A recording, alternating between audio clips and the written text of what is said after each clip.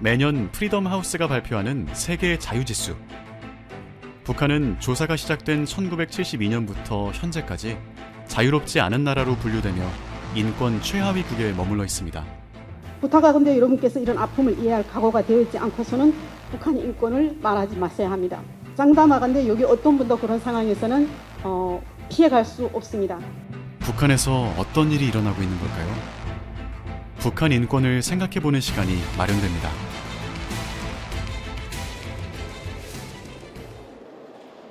서울 여의도 국회의원회관에서 특별한 전시가 열렸습니다.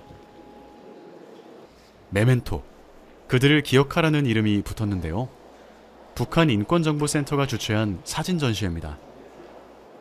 여러분, 윤석열 정부는 북한 인권 문제를 북핵 문제 못지않게 중요한 과제로 인식하고 있습니다. 우선은 북한 인권의 참혹한 실상을 국민들께 가감없이 정확하게 알리는 것이 중요합니다. 이러한 점에서 북한 인권을 위한 국제사회의 노력과 북한 여성의 인권을 재조명하는 오늘 전시회가 매우 뜻깊다고 생각을 합니다. 전시는 북한 인권 개선을 위한 국제사회의 노력과 북한 여성 인권 상황을 보여줍니다. 국제인권조약으로 사상의 자유가 부각될 때 북한 정치범 수용소의 실태가 폭로됐는데요. 1990년대 중반, 북한의 식량난과 경제난으로 늘어난 북한 이탈 주민 증언을 통해 북한 내부의 인권 상황과 심각성이 외부 세계에 알려졌습니다.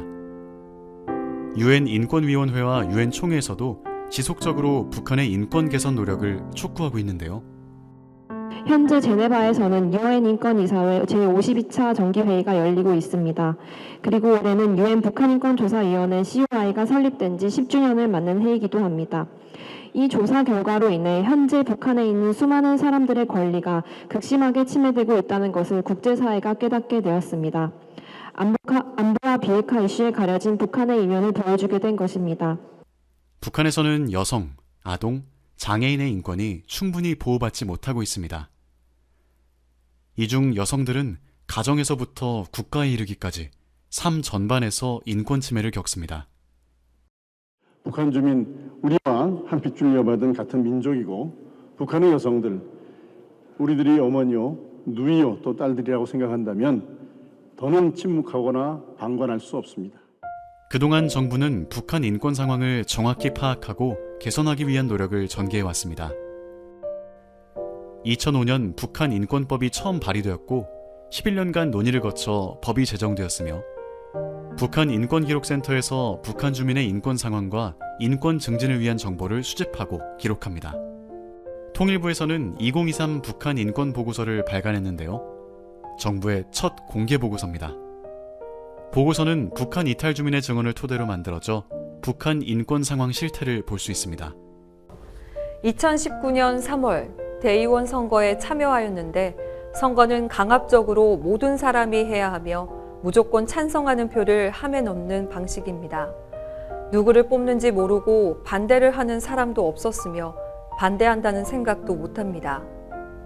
아침에 7시에 기상해서 8시부터 12시까지 오전 근무, 12시부터 13시 식사, 13시부터 22시까지 오후 근무를 합니다.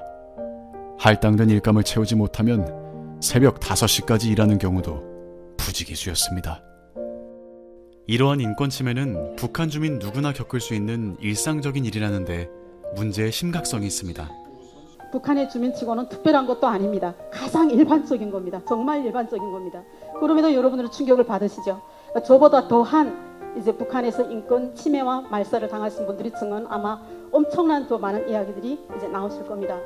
이제는 시작에 불과합니다. 우리가 정말 손에 손을 잡고 2,500만 명의 북한 주민들의 인권 개선 또 북한 인권 실상 우리가 전 세계에 알리는 데서 다 함께 끝까지 같이 동참해 주시길 바랍니다. 감사합니다.